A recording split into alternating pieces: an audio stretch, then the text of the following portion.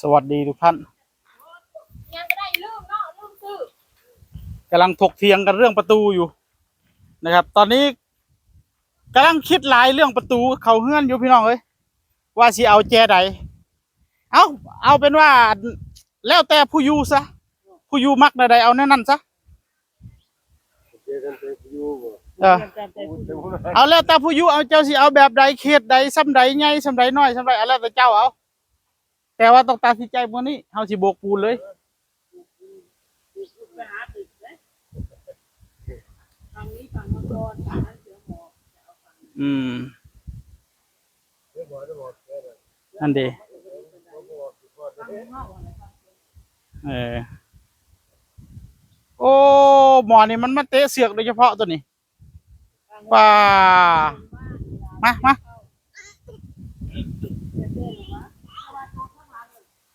เอาจังใดบัดนี้คุณพ่อคิดก่อนเรื่องประตูคือตอนนี้กำลังถกเถียงกันอยู่ว่าสิเอาประตูนี่แจนี่หรือว่าแจนี่หรือว่าแจนู่นนะแต่ว่าความคิดผมเนี่ยผมเอาว่าสะดวกเจ้าสะดวกได้ไหนเอาแบบสะดวกอะนะเอาแบบโอ้แต่ว่าตรงนี้เหมาะกับการจอดรถขนาดเลยเนาะเวลาเจ้ามาเยี่ยมก็ยินจอดรถคักขนาดเลยตรงนี้เนี่ยอันแต่ว่าเข้าไปทั้งพุ่นเขาก็มาจอดนี่คือได้คือการปัญญาบัดถอยออกอะปุ๊บปั๊บออกเลยจังใดกันแล้วแต่ผู้อยู่เพื่อแต่ว่าทำประตูก็ต้องเผื่อบ้านอีกหลังหนึ่งในอนาคตเพราะว่าในอนาคตนี่โมจิก็คือสิบ่ได้อยู่กับพ่อจนว่ามีผัวมีลูกหรอกมั้งเขาก็ต้องแยกครอบครัวออกมาต่างหากแมนเพราะว่าทำประตูเนี่ยมันทำแล้วมันก็บ่อยากฮื้อนะแต่ถ้าไปทำตรงนี้หรือยังไงก็คิดให้มันหลายๆจังหน่อยยังไงเผื่ออนาคตได้เห็นประตูนะ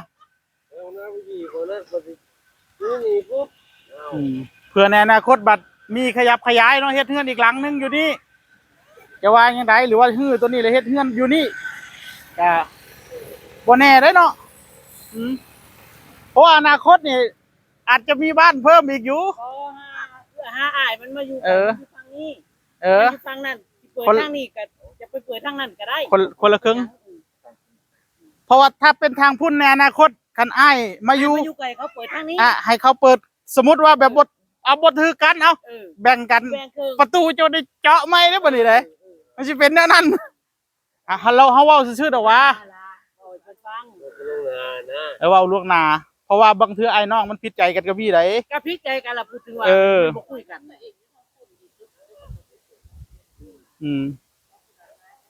ผู้นั้นมากกันให้เขาอยู่ตัวนี้เขาเปิดทางนี้เที่ยวของเขาบ่อยากเว้ากันก็เรื่องของเขาจังไดตัดสินใจได้ไหมมันมีมุมกว่านั้นนี่ได้ไปทั้งพุ่นบ่ปิดกับปิดก่อนตรงกับไฟอย่างนั้นแม่เป็นมังกรอยู่แต่มันตรงกับหม้อไฟแต่ว่าถ้าโตเอามาตรงนี้ตัวต้องได้เลี้ยงปลาแล้วก็ต้องมีหินนั่นเนาะต้องได้เลี้ยงปลาต้องมีอ่างน้ำนะตีนะท่านเสาอันนี้บัดหม้อแปลงเลยหม้อแปลงคันเฮือนเฮ็ดอยู่ใกล้หม้อแปลงเนี่ยบ่ดีเลยมันมีคลื่นสัญญาณรบกวนสมองเราอยู่อันนี้นะถ้าไปเฮ็ดอยู่ใกล้ๆอยู่มุ่งนี้เลยบ่ได้อันนี้นะเท่าที่ผมไปเคยศึกษามานี่ถ้าใครบ้านอยู่ใกล้อันนี้ให้ระวังมันจะมีคลื่นรบกวนสมองอยู่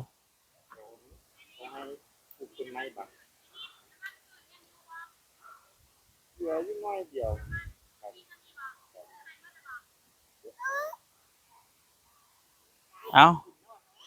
สรุปจังไดคุณพ่อเอาตรงนี้บ่มองใดเขตฮอดใดมาเบิ่งมึงดูให้เบิ่งมึงดูสิเอาจากเสาตรงนี้บ่จากต้นนี้ไปฮอดต้นพุ่นบ่เอาเจ้าอยากได้ซ้ำใดเอาหรือว่าจากนี้บ่ตั้งเสาบงนี้แล้วก็สุดพุ่นเบิดเลยบ่หรือว่าสิเอาตั้งอยู่นี่อีกเอาแล้วแต่ความถนัดของเจ้าเผื่อในอนาคตเจ้าสินวดเข่าอยู่นี่อันอยากให้รถ6 ล้อยังเข่ากับมันก็สิได้เข่าได้นะ เอาแบบ6ล้อเขาได้นะจากเสาพี่ไปฮอดเสาใดสุดเลยบ่หรือไรสุดเลยเออเอาสุดเลยเนาะบ่ต้องตั้งเนาะอยู่นี่เนาะโอเคเพื่อคันว่าในอนาคตมีดินอีกจังน้อยก็เอาใช่ยังน้อยนะเพื่อลดแบบเหยียบเขาริมๆนะเดี๋ยวแบบเลี้ยวเข้ามาริมๆนี่ใส่ตัวนี้อีกจะเครื่องคันนี่โอเคเลยนี่เอาสรุป2เสานี่ถมถิ่มถมคือเก่าเจ้าก็เจาะอย่างเดียวเจ้าบ่ขึ้นฮอดอันทางเข้าเฮือนเลยเนาะอ๋อตอนแรกขึ้นอยู่ก็เลยเจาะไปก่อนนี่เราเจาะแล้วพี่น้องเอ้ยเอาโอเค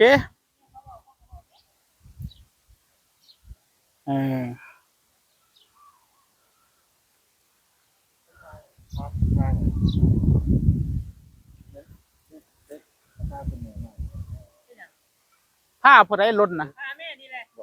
อ๋อ ที่ดังของมัน ผ้าเช็ดขี้ดัง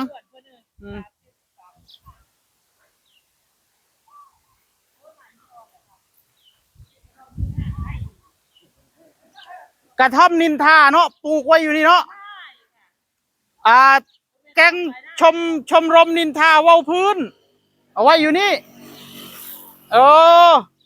แมนคุณพ่อเอาไผ่ยาขาเด้อเอาไผ่ยาขานะมามุงแล้วเขียนป้ายเอาไว้ทั้งเทิงกระท่อมว่าอันกระท่อมนินทาชาวบ้านขอบคุณนะที่เป็นห่วงผู้ใดอยากเว้าพื้นเข้ามาสิมีครับกระท่อมนินทาบัดนี้นี่คักปันยัง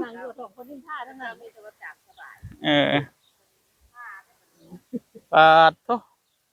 คุณแม่เสนอให้ทำกระท่อมหลังเล็กๆอยู่นี่เอาไว้เว้าพื้นกันนอนแมน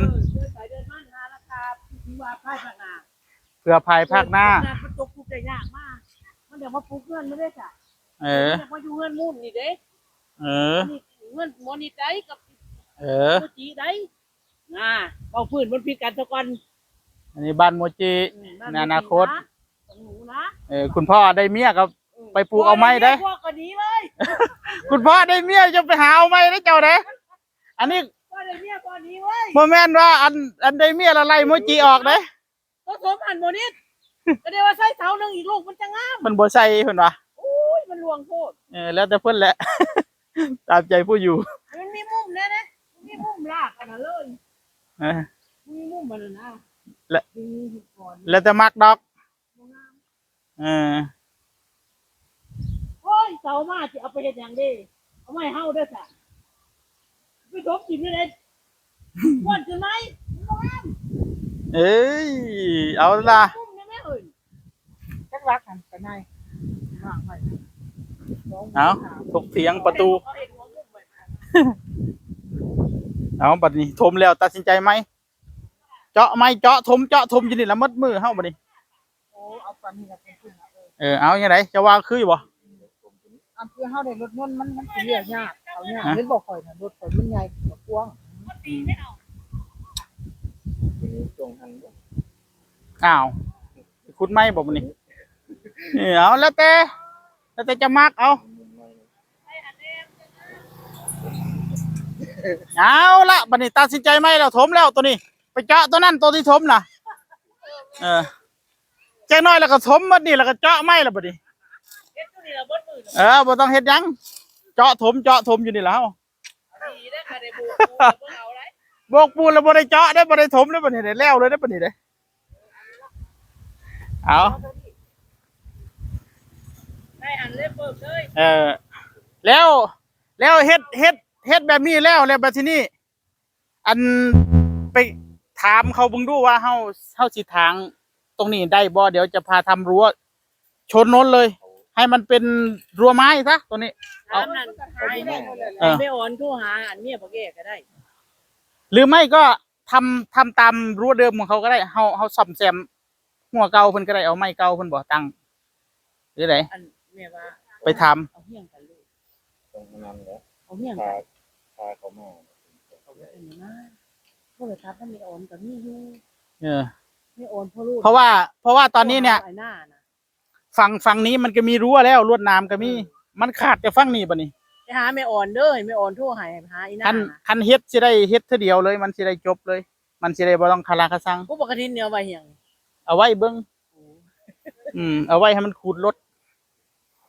ปั้นเด้อปั้นออกมันบ่เว้าหยังนะอีน่าเบอร์โทรนะมัน ส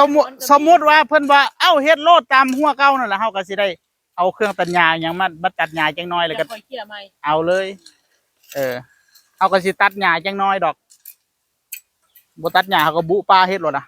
น้ำไอโรนเบอร์อีน่าน่ะ ไปเคลียร์ไปคุยเด้อแรกนี่นะ เลย อันเพิ่นโอเคเฮาก็สิได้อันตัดหญ้าออกจังน้อยพอได้เฮ็ดได้นี่ เมื่อเอาพริกเบิ่งเอาก้นนี่นี่เอาพริกมาเตะได้นี่ ตั้งข้างนี่เฮาบ่ได้ยากเด้อเฮาเอาเสาไม้เอาโชด ไปไหนได้นี่ โชว์แต่ทั้งหน้ากับข้างหลังเอาทั้งข้างเอาเป็นเสาไม้เอา เอามาไหนเอาไว้เด้อ โอ้ตัวปูนก็มีบัดนี้ เอาแล้วเอาพริก เอาเมื่อกี้นี่ฟังบัดนี้เจาะบัดนี้พี่น้องเอ้ยอยู่เลย เอาอะไรเจาะไม้บัดนี้เอา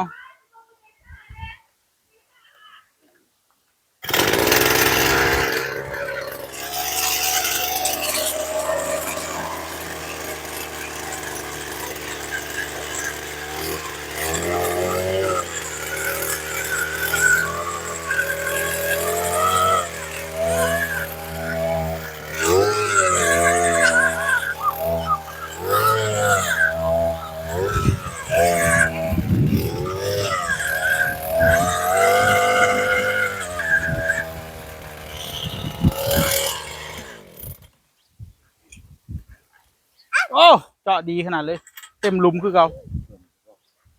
เนี่ยบ่เป็นยังควัดเอาสรุปคุณพ่อจะทำทางเข้าตรงนี้นะท่านโดยด้านข้างได้มีสองหลัก แล้วก็โล่งไปอยู่ถึงหลักตรงโน้นต้นไม้นนอย่างที่คืออยู่ป่ะเอาไว้เว้นมุมจังน้อยเนาะบ่คือเนาะพญายวุฒิว่าอย่างสั้นก็โอเคละสินะสบายใจทุกฝ่ายแค่แหละยังหมอคัน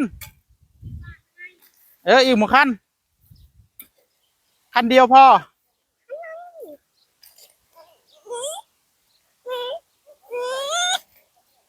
ยกไม่ขึ้นเหรอดูจะไปขุดดินนี่จะไปขุดดินตรงนี้แล้วนี่เอาเคาะหัวเด้เอา